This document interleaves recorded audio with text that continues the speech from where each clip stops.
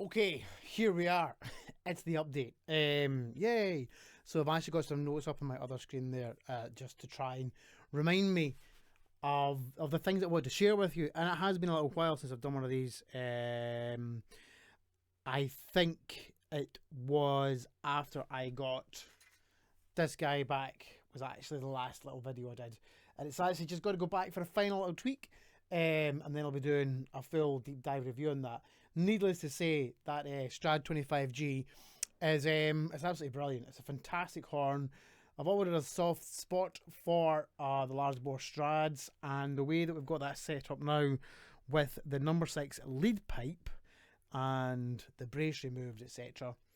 It really sings. It's really, really nice. I've used it in a couple of gigs that I think the Shilky would have just been a little bit too focused for, too clinical. Again, probably says more about me than actually the instruments or anything else. But you know, it's about finding that level of comfort. So we'll get into the Strad 25G another time. Let's check everything's up and running. It's been a wee while.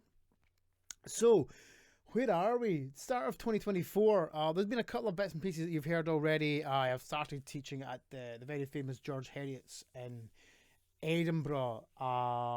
Doesn't matter how or why this came my way, but it did, and I think it's working out well. A little bit of a baptism of fire in there, in that I essentially had little to no handover notes. So I was walking into 19 fantastic young trumpet players, and they can all play. You know, they all had put the work in already, but picking up that baton and trying to work everything out was very, very, very difficult. Also, getting everything together for what is essentially going to be around about a 40-piece brass ensemble, with rhythm section. That's still a work in progress. That will have his baptism in around about 2.5 weeks when we have our Easter concert. And again, the kids and the staff are amazing. So I'm really, really happy to have slotted it in there. I think everything's going okay. We'll see. What else? Yeah, so that start at Heriot's, that was slightly interrupted. I already had the tour with Alan Cumming pre-booked, and that was in the bag. Contracted, couldn't get out of that, so I had my first week with Heriot's, and then I was straight into the tour with Alan, and then came out of that tour and it was straight back into all that type of stuff. The tour with Alan was fantastic. I think I posted a couple of videos from there, where there was some trying out of some lovely Shilky instruments, courtesy of Prozone Music and Parker's Music, both in London. And that was loads of fun. Needless to say, I kind of fallen in love with the Shilky Handcraft too. That won't be happening. I don't quite have the funds for that. That's kind of what the Strad 25G project is about in comparison to my B1. Another one was the lead pipe exercise that I've kind of developed for my own use. I might redo that, albeit I think the demonstration is fine from the orchestral changing room at the Bridgewater Hall in Manchester, but it is rather echoey. I do apologise as well if you hear some noise in the background. I've got a fan heater that occasionally is going to switch on because it's still rather cold here in the studio, and my other heaters are just not quite up to it. So yeah, so then we came back and we get into various things. Kind of went straight into Celtic Connections, and that's a massive festival in Scotland with the amazing Federation of the Disco Pimp. That was quite tough. That was a hard gig, and I've got some other bits and pieces coming out around that, and that's going to lead me on to a little equipment change that I've kind of evolved into. So I mentioned about the Strad 25G that's sitting down there, and I still use the Shilky B1. That's my main go-to horn for everything. However, I suppose lining this up with a little bit of a teeth update. They're still there. Everything's great. This sensation that I have above the front left, it's diminishing. It's taken a long time to really go away, and I am still aware of it. But what I was really aware of prior to let me think, the end of January, on the run up to end of January. So I'd done the Alan Cumming tour and I'd done Celtic Connections. I was aware that I think my equipment was starting to feel a little bit small. Self-diagnosis reason for that is that, yes, the teeth are slightly further forward, but in terms of the musculature and everything around here, and also I got this crazy crossbite going on here, things are gradually evolving and becoming stronger. Muscles that weren't in play before are getting a chance to really build. Also, I mean, how long did I really have off? So February, March, April, May, June, and then it was new teeth in June, building through June to August, September. Probably some real proper gigs coming along September, October time in terms of commercial work. And, you know, since then there's been a lot of work. There's been a lot of playing. I have not just been like neither resting on my laurels nor only practicing. You know, there's been a lot of intense work in there, in fact.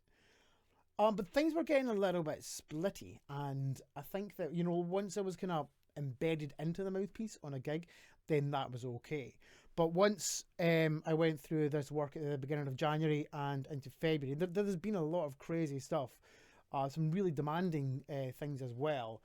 I thought it was time to just step up a size. Now, at the smallest size I was on, so on the run up to getting the dental surgery, which was 22 and a 23, I was on these guys here, in fact.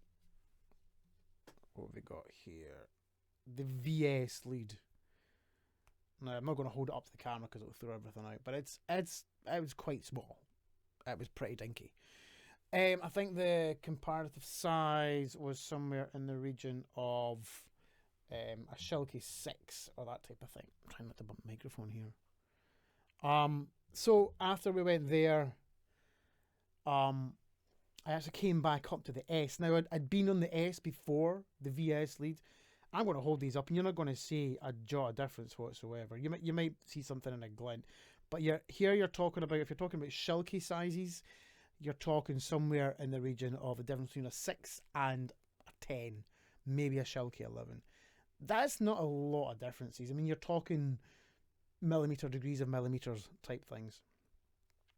And that was great for a very long time. In fact, I managed to come by a couple of fantastic mouthpieces that I think I might have shared some input with you on already. And there was a stainless steel mouthpiece that came my way, and I'm loath to let it go. So anyway, we'll see how that goes. Using a narrow diameter with a deeper cup. It might be a thing. It works beautifully on the 25G. Anyway, I digress. So coming up towards the end of January, and I just was aware that things weren't absolutely fantastic. I stepped up a size again. So now I've gone on to my MS size, and this was actually the size that I came to with away from GR. And again, you won't really notice any difference there. You might just notice a little bit of thickness in the rim. So the S here has got a little bit more support on the rim, all for it being that little bit narrower. Cup depth and everything relative in terms of the branding of the lead size, all the same and comparative. Oh, dearie me. Anyway, so we're on to that size now, and it's been quite a different experience stepping up and having that chop space, etc. And it might even be that there's another size up to go. I'm not entirely sure.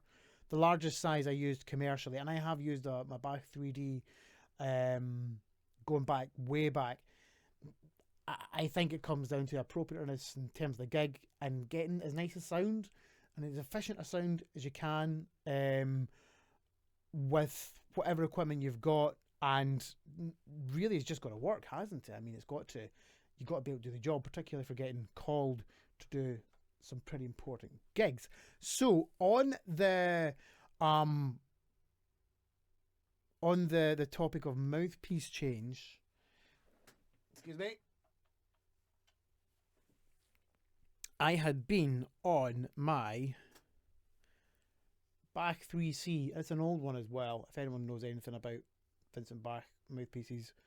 This is a Vince Bach Corp 3 CFL. Doesn't have a dot on it. I'm not entirely sure what year it's from. I think it's around about the 80s. It's really, really nice. And I even when I was on matching flugel gear, and I initially stepped onto AR flugel gear as well. When I first went onto actually the MS size, or was it the S size, and it just didn't work. However, going back onto the MS size, I figured it was time for this. So this is a matching flugelhorn mouthpiece to the MS lead that I've got, and I went for the deepest cup that Antonio makes, and it's on the large back bore. And it's also got the 46 throat, which is seemingly recommended for lead players, commercial players, trumpet players who double on flugelhorn. So if I hold these up, they don't look too different at all. Yeah, one's gold plated, but that is my back one. There's a lot of similarities here. Now the MS size, if you really care, in AR equipment is somewhere around about a 7, I think is what it says. Maybe a 5 or a 7. And I think the older back 3s, albeit that little bit flatter, it actually makes them feel that little bit shallower. Just my opinion. Anyway, so I'm going to do a little flugelhorn demonstration just at the end of this video. So stay tuned for that. Woo! Playing. So, what's next? Oh yeah.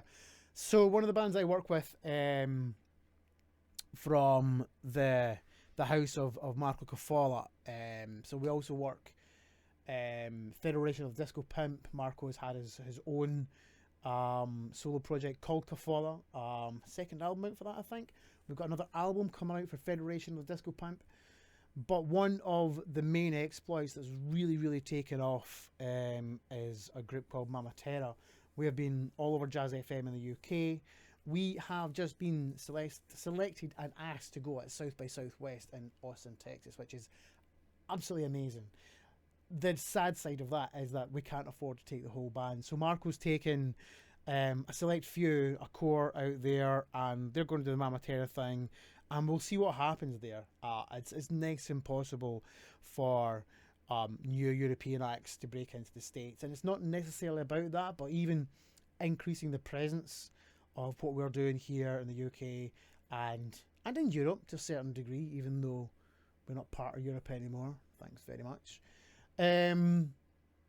We wanna share what we can do. You know, it's like a lot of the music that we play in terms of a jazz idiom comes from America. That's the thing, but by no means are we left wanting in the UK for producing our own sounds and new sounds and material, etc., with reference to that. So while we're not taking jazz back to the States, we're taking our thing with us. And also, we have been selected to play at an event which is pretty much supported and funded by Creative Scotland called Jazz Ahead in Bremen.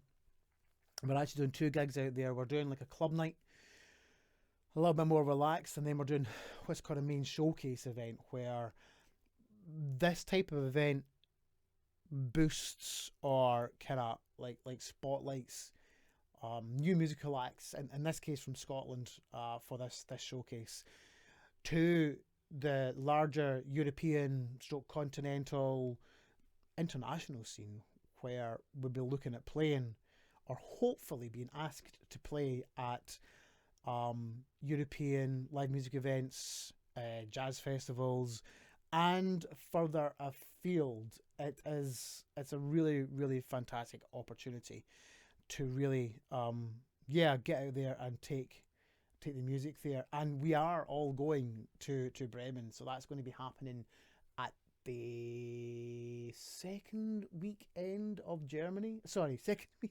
April. Just got Germany in my head now. And we're all going out. That'll be absolutely amazing. So if you happen to find yourself in Bremen for Jazz Ahead, and there's a whole bunch of new acts out there, it'll be phenomenal, absolutely phenomenal. Then come and say hi. And we have got one more coming up, and I'm going to have to check my diary for this. It's the SAMA, Scottish Arts and Music Awards. It is happening in Paisley. one of the other fantastic, great cities in Scotland, on the 25th of April at the Bungalow, which is actually quite a nice little venue. It's kind of like tucked down an old street type thing in Paisley. It's a really, really nice vibey event in there. So, what else is happening this year? I've got to scroll down my list to make sure I'm not missing anything. What lies ahead? What does lie ahead? I don't know. I am really trying to push my playing in not a new direction, but certainly a direction with a broader spectrum. In that, I'm really, really trying to focus on improvisation. I've got another video coming up that I think I'm going to do as part of a small series, so I won't put too much into that. But there's a lot wrong with how I feel as though I interact at an improvisation level. And it's not just about commercial playing, it's not just about improvising, it's about everything on a whole, being an all-rounded player and musician. I've spoken about this before, but trying to be the instrumentalist I expect of myself, and somewhat what people expect of me, and also really delving into aspects of education that are new to me. My experience with tuition is really from a private point of view, and it's still like that with George Heriot's. However, some of the students that I'm working with who are working at grade 6 and 7 and 8 in the UK Trinity graded system, they're playing things like the Hummel Trumpet Concerto and the Neruda and various orchestral excerpts, etc., that I don't really have a lot of experience of, and that's forcing me to kind of address that part of my experience, not just as a teacher, pardon me, but also as a musician. So I've been dusting off the Haydn Trumpet Concerto. I've got copies of both Neruda and Hummel, and I'm listening again to all those beautiful renditions of the classic trumpet concertos. So with all that in mind, I'm hoping that with everything here, as in here, settling down, not settling down, I think evolving and gradually finding its way within my playing, that I will continue to grow, I suppose, as a stronger musician, trumpet player, flugelhorn player, improviser, and educator. This year, I turned 48 just last year, so technically this is my 49th year, so I can say that next year, that's in 2025, I'm going to be 50. And I feel as though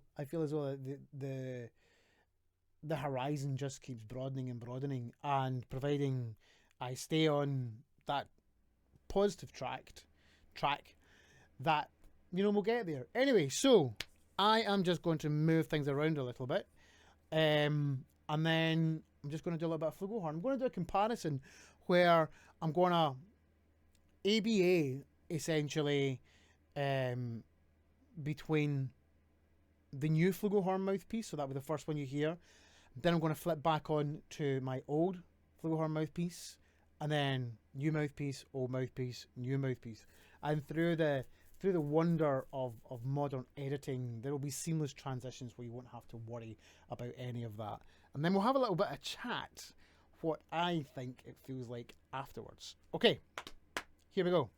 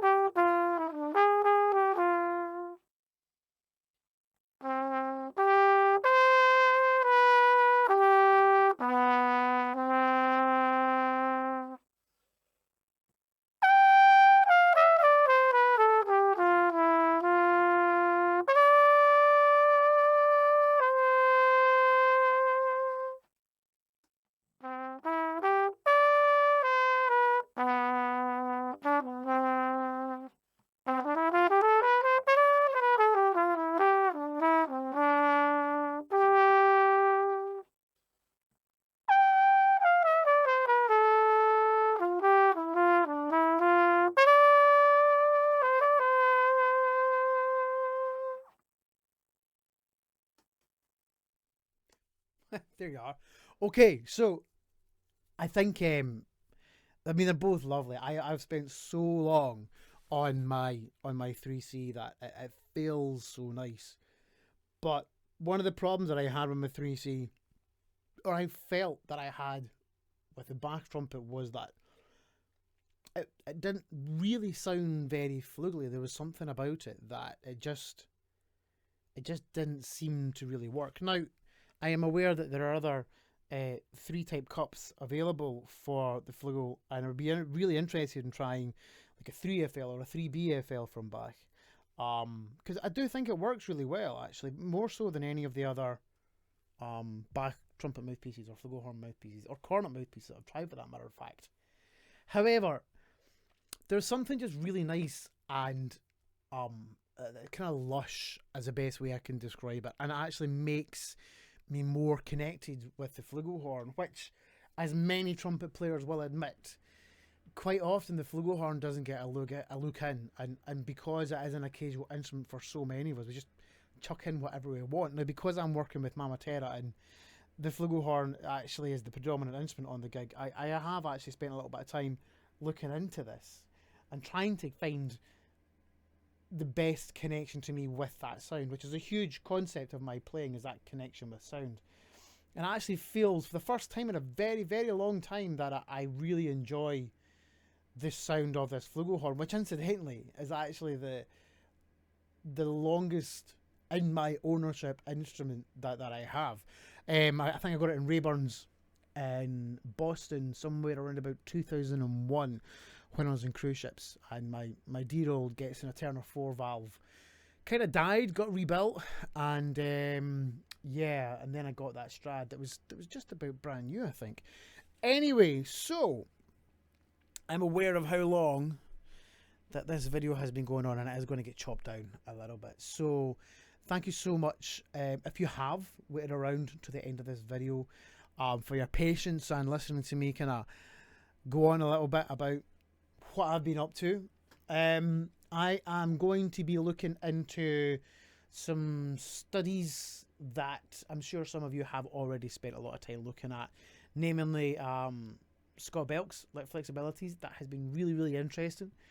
Also reconnecting with some Laurie Frink material, and also commenting on how some people can get through life without really doing anything other than playing their instrument, which is quite interesting, because I do a lot of time playing studies and working in studies and trying to think about that aspect of playing, and probably not spending enough time on playing music. So on that note, I'm going to leave it there, and again, thanks for watching if you've got to the end of this video.